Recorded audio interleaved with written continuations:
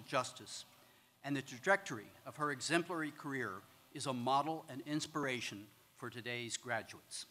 Graduates, families, and distinguished guests, I'm honored to introduce you to one of America's most accomplished and heralded writers, Anna Quindlen.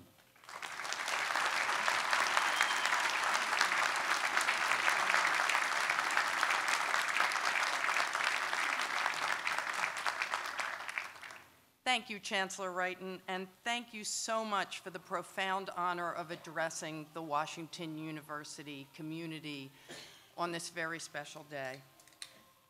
Commencement speeches are very difficult to craft, even in a year when the country doesn't seem to be going through a nervous breakdown. After all, no one is here to hear me. Everyone is here for the sake of just a few words, the name of someone they love, or their own name. It's almost the only thing I remember from my own commencement, even though the legendary anthropologist Margaret Mead was the commencement speaker. I don't even remember the weather, although you probably won't forget yours.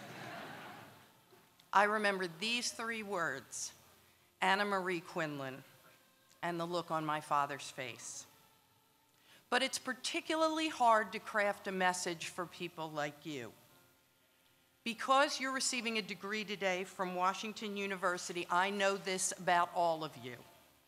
You are what my grandmother used to call the smart ones.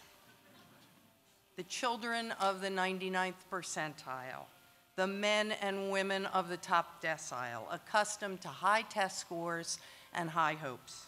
You are the people who make the checklists, who come up with plans, who are invested always in the right answer.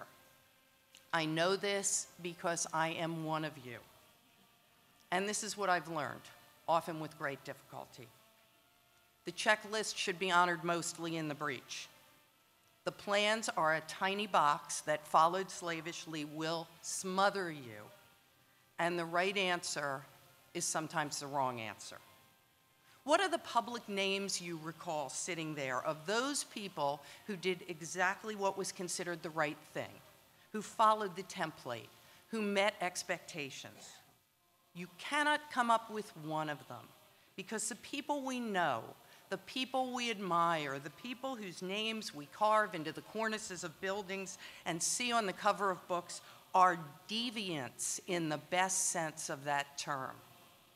Jane Austen threw out the plan for a well-bred Regency-era woman.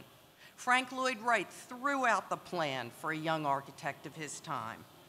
Bill Gates, Oprah Winfrey, Enrico Fermi, Lin-Manuel Miranda, Martin Luther King, Marie Curie, Pablo Picasso, Toni Morrison, they all threw out the plan. The right answer was safe. The wrong answer, the one no one else came up with or followed or believed in, was transformational. You say to yourself sitting there, I cannot expect to be Jane Austen or Frank Lloyd Wright. But what you can embrace is a life that feels like it belongs to you, not one made up of tiny fragments of the expectations of a society that, frankly, in most of its expectations, is not worthy of you. And that requires courage, not compliance, passion in lieu of simply plans. Smart is good. Smart and hardworking is really good. Smart, hardworking, and fearless, that's the hat trick. You possess an invaluable credential that will soon be ratified here. But are you strong and smart enough to become who you might be were you not afraid? That's the problem, isn't it? We slavishly seek what is correct because we are afraid. Caution is nothing but fear dressed up as common sense. Coloring books have come back into vogue for adults because there is nothing quite so soothing as coloring inside the lines. The road less traveled, popular poem, unpopular life choice. The well-trod road is so much safer. But I tell you absolutely that the most terrifying choices I made in my life, and the ones that other people saw as most foolhardy, are the ones that brought greatest rewards. Because of some strange little voice inside, I zigged where I was expected to zag. I traded more good jobs than most people had ever had for new roles I thought were even scarier and chancier and potentially more rewarding. I took the ultimate flying leap in life and had 3 children in 5 years while my career was at its very peak. 5 years in, I left the op-ed page of the New York Times to become a full-time novelist. The publisher told me that I was the first person to willingly give up a Times column. Someone wrote that my decision showed that women are afraid of success. But I'm not afraid of success. I'm afraid of living a life that seems more like a resume than an adventure story, that doesn't feel as though it belongs to me, a life full of dreams deferred until they evaporate entirely with the call of custom. None of you want to have that sort of life, so you can't let fear rule you for your own sake and for the sake of this great nation. Fear is what has poisoned our culture, our community, and our character. The very worst things in this country are done out of fear. Homophobia, sexism, racism, religious bigotry, xenophobia, the embrace of demagogues, they all arise out of fear of that which is unknown or different. Our political leaders don't actually lead when they are afraid of being thrown out of office. Our corporations resist real innovation because they're afraid of taking a chance. In my former business, the news business, which I was proud and continue to be proud to call home, fear is the greatest of enemies. Without fear or favor, the business has to provide readers, listeners, and viewers with searching stories, even if those are stories the powerful do not want you to hear or believe and do not want us to publish or disseminate, even if they are stories that offend and rage and distress the very readers we are bound to inform. What is the point of free speech if we are always afraid to speak freely, or if we embrace an echo chamber?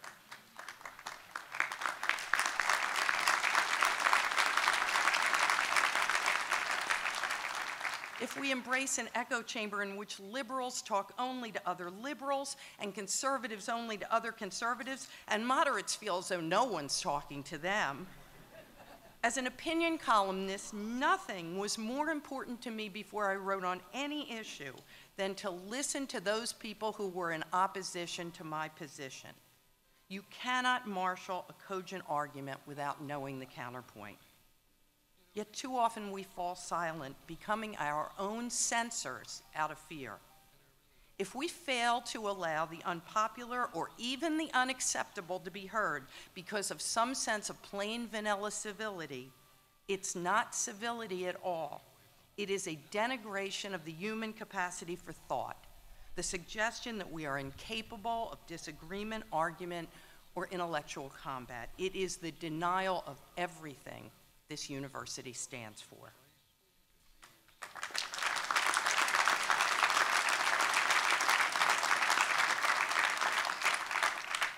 We parents sitting out there have known fear on your behalf, make no mistake. We grew up with a simple equation. Our children would do better than we had. In my father's Irish Catholic household, it was a simple equation. Ditch digger to cop to lawyer to judge in 4 generations. My mother's Italian immigrant parents barely spoke English. Their granddaughter is a novelist. That's the American story.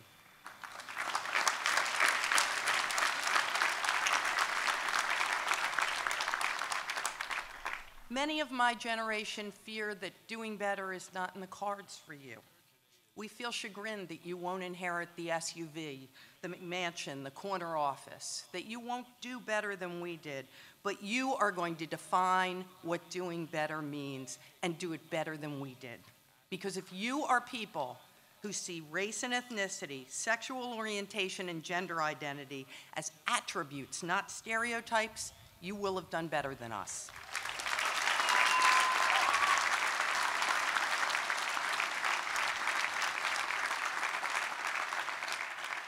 If those of you who are male recognize in every way that those of us who are female are capable, equal, and human, and live that in the way you behave every day, you will have done better than us.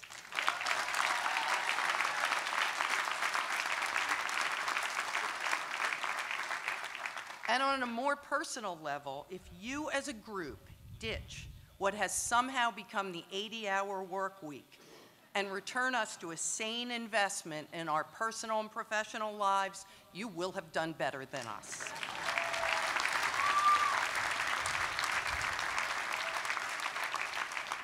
Those of us of my generation have worked hard to pass on a better world. But we sometimes made a grave mistake in thinking that doing better was mathematical when it's actually spiritual. Perhaps my favorite quote, and the one I evoke most often, is from the great writer Henry James. 3 things in human life are important. The first is to be kind. The second is to be kind. And the third is to be kind.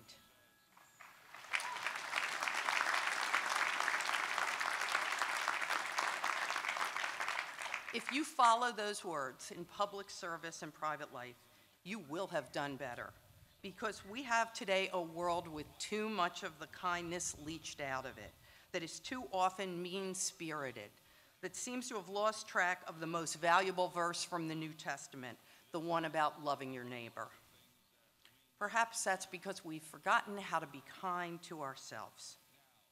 The right answer about how we should be, how we should behave is today so often a punitive one. We should be thinner, richer, slicker, surer. We should be tougher, harder. That's all nonsense. I can assure you that when I look back over my life, thin and rich will be 2 of the last things I really care about. Loving kindness, as Buddhism calls it, that's what matters. That's what lasts. That and giving up on the right answer. In my line of work, the honorable creative failure is infinitely more important and more useful than the careful little connect the dots paragraph. You have to have the courage to frighten yourself with what you attempt, whether it is a startup or a family, a novel or a marriage. You're lucky people, all of you. Most Americans will never get the kind of education you've earned here. In a culture in which knowledge seems to be moving at the speed of sound, the one thing that's never obsolete is a world-class university education. In a recent interview, the CEO of Logitech said he loves hiring English majors. And I don't just mention that because I was an English major. Critical thinking is a skill that never goes out of style. But being the lucky ones confers great responsibility and even a moral obligation. It is to model a particular kind of life, a life of audacity. America is greatest when it is audacious. Never forget that this is a nation built on non-compliance, begun with righteous resistance against the despotism of the privileged class. It is called the American Revolution, not the American Compromise. It is audacious to come here from another country without language or means and add to the fabric of this polyglot place.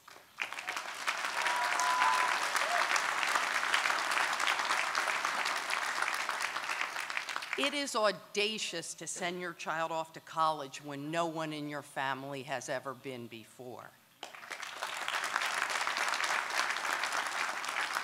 It is audacious to work to overturn laws and customs that for centuries have held fellow citizens as less than. It is audacious to invent, and it is audacious to dare, and it is audacious to care and to live that caring conspicuously. Playing it safe is a slog. Taking a chance is getting on a skateboard. When you come up with the checklist, job, check, spouse, check, home, check, don't forget to ask yourself, are these the things I really want, or is each of them what I assume I ought to want? The difference between those two is the difference between a life and an existence. T.S. Eliot, only those who risk going too far can possibly find out how far they can go. George Eliot, or as it's now safe to call her, Mary Ann Evans, it is never too late to be what you might have been. It is never too early either. The status quo, business as usual, the way things have always been done, even if you will, the right answer, has failed us in nearly every area of life. Fear of setting a foot wrong, of criticism and judgment and even failure is unworthy of people like you. The voice you should sometimes heed is the one that tells you you can't, you shouldn't, it's too much, it's too chancy. Don't heed the fear. The fear a young English woman in a parsonage more than 200 years ago refused to acknowledge when she wrote Pride and Prejudice. The fear a neophyte architect refused to let steer his vision as he created uncommon buildings. When I send a gift to a newborn, I always include the message, "Welcome to the world." Today I offer you a variation. Welcome to my world. It's a world of achievers, planners, list makers, but it is greatest when it is the world that says, be brave, take the leap, do it, dare it, courage. Congratulations.